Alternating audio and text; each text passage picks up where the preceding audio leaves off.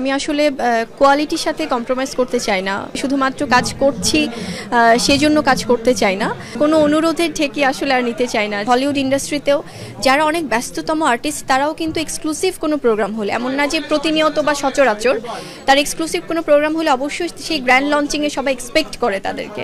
কাজের ব্যস্ততা আলহামদুলিল্লাহ ভীষণ ভালো, কারণ বেশ কয়েকটি মুভি অলরেডি রেডি হয়ে আছে মুক্তির অপেক্ষায়, আর কিছু কাজের শুটিং চলছে। So hope for the best, সামনে অবশ্যই দর্শকরা দেখতে পাবে। নতুন চমকের জন্য তো একটু অপেক্ষা করতেই হয় আসলে, কারণ যেহেতু আমি সিনেমার মানুষ, সো সিনেমার শুটিং নিয়েই সবসময় ব্যস্ততায় থাকা হয়।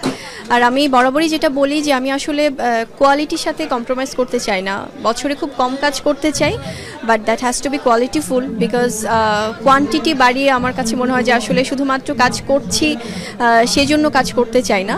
আমি চাই যে যেন একটা প্রপার টিম, ভালো কন্টেন্ট, ভালো গল্পের এখন কোনো আসলে বিকল্প নেই। সো ভালো গল্প, ভালো পরিচালক, ভালো টিম হলে যদি বছরে একটি বা দুটি কাজ হয় সেটিই করতে চাই। শাকিব খানকে নিয়ে আপনি সবসময় খুব পজিটিভ কথাই বলেন, বা তাকে একটা সম্মানের জায়গায় আপনি দেখান বা দেখাতে চান।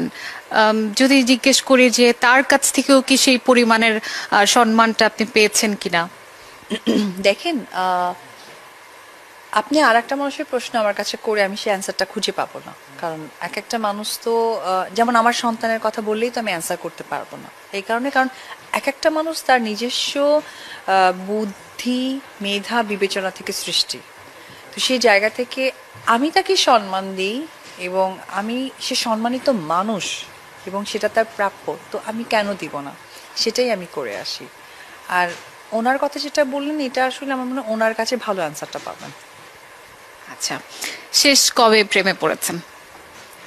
বারবারই পড়ি, কাজের প্রেমে পড়ি, সন্তানের প্রেমে পড়ি, সন্তানের কাজের প্রেমে পড়ি, দর্শকদের প্রেমে পড়ে যাই যে তারা আমাকে এত ভালো রিসিভ করছে। আমি যদি সকল দর্শককে একত্রে করতে পারতাম, দেখতে পারতাম।